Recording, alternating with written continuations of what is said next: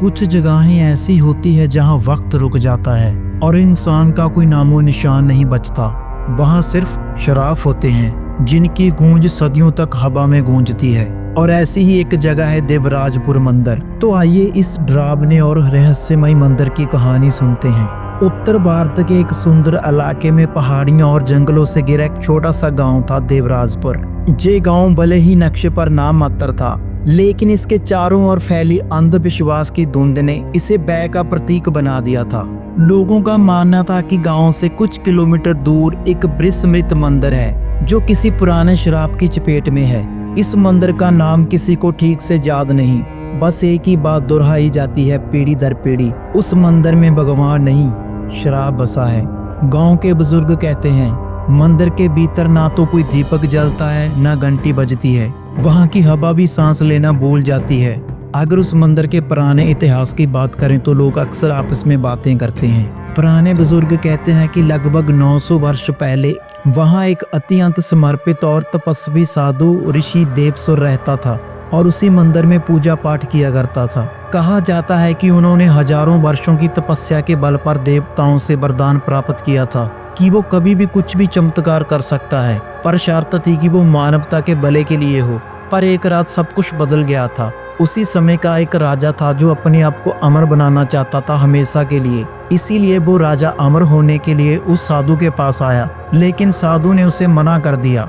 देवताओं का वरदान लोभियों के लिए नहीं होता, ये कहकर ऋषि ने राजा को भगा दिया। गुस्से में आकर राजा ने उसी साधु की हत्या करवा दी और उसी मंदिर के गर्भगृह में उसे जिंदा जमीन में गाड़ दिया। तब से कहा जाता है कि साधु की आत्मा अब भी वहां भटकती है और हर अमावस की रात वो किसी आत्मा को पकड़कर अपने साथ बांध लेती है।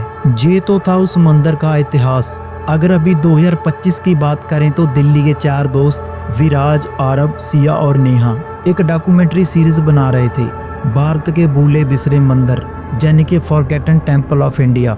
विराज एक इतिहासकार था, Aarab film maker, Siya sound design करती थी, नेहा स्क्रिप्ट राइटर और एक रहस्यमय चीजों की दीवानी थी। नेहा को पहली बार देवराजपुर के मंदिर की कहानी मिली थी एक पुराने हथलिखित पत्रे में, जिसे दिल्ली की एक लाइब्रेरी में गलती से एक पुरानी किताब में भीतर रखा गया था। उस पत्रे में लिखा था, इस मंदिर को मत ढूंढो, जो उसे ढूंढता है वो खुद खो जाता है।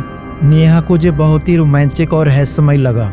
बाकी 3 दोस्तों को मनाया गया, कैमरा तैयार हुआ, गाड़ियां बुक की गई और एक यात्रा शुरू हुई एक विस्मृत मंदिर की ओर। रास्ता तय करते हुए वो देवराजपुर गांव में पहुंचे।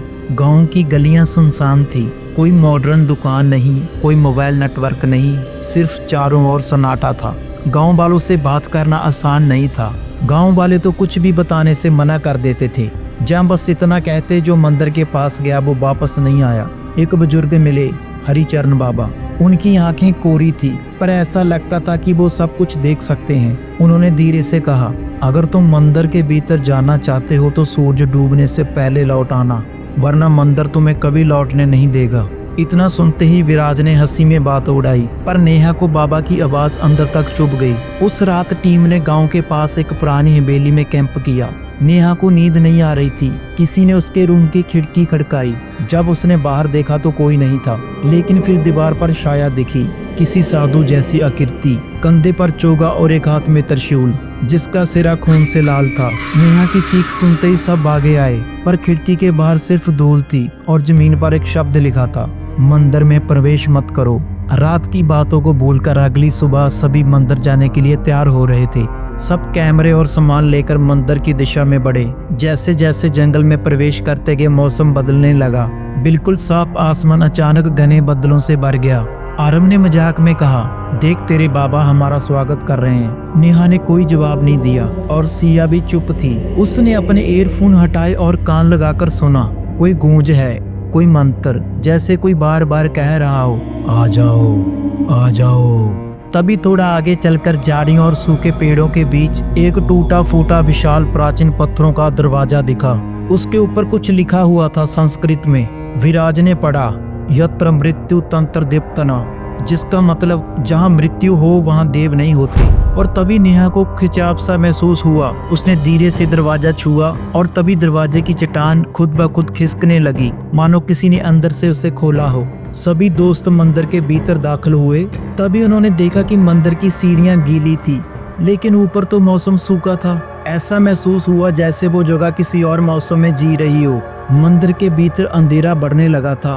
तभी सिया ने टॉर्च जलाई और पहली ही दीवार पर कुछ चित्र दिखे।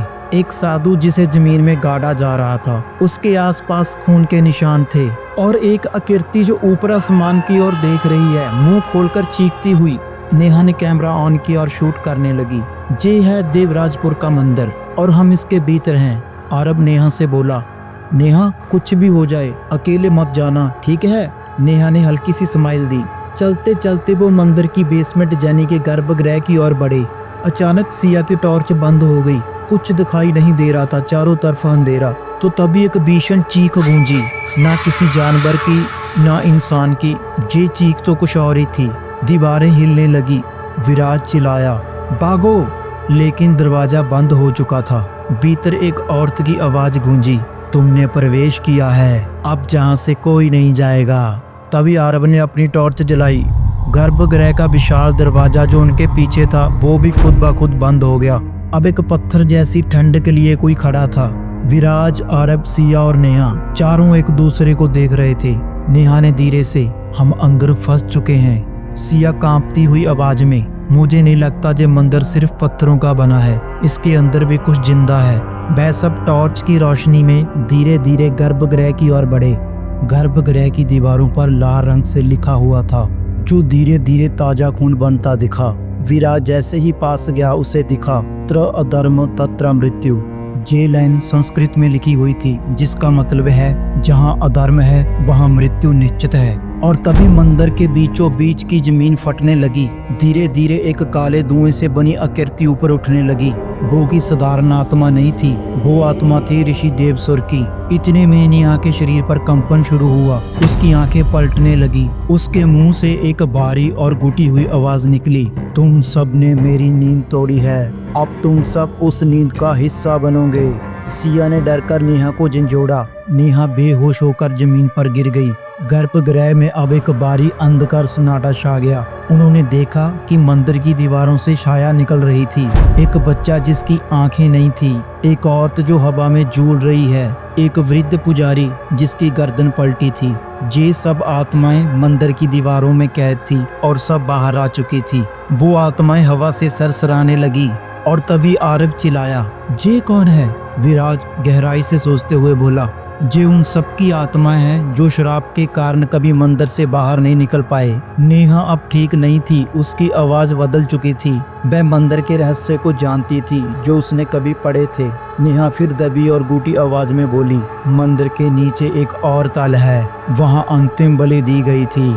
नेहा की ये बात सुनकर सभी ने तय किया कि अब नीचे जाना होगा, लेकिन विराज डर गया। हम सब मर सकते हैं, हमें वापस जाने की कोशिश करनी चाहिए। नेहा अब आत्मा के प्रभाव में, अब लौटना मुमकिन नहीं, मंदिर अब जाग चुका है। चारों ने नीचे जाने वाले एक संकरे रास्ते को ढूंढा जो जमीन में एक गुप्त द्वार में खुलता था। वहां उतरते ही उन्होंने देखा दीवारों में खून टपक रहा था। जमीन पर मानव हड्डियां बिखरी पड़ी थी और हर कोने में एक ही मंत्र गूंजता था, मृत्यु दे अमृतना, मृत्यु दे अमृतना। वहाँ एक विशाल पत्थर की वेदी थी जिस पर बलि दी जाती थी। नेहा ने खुद को बलि देने वाली जगह पर खड़ा पाया। वो हंस रही थी, मगर उसकी हंसी उसकी नहीं थी।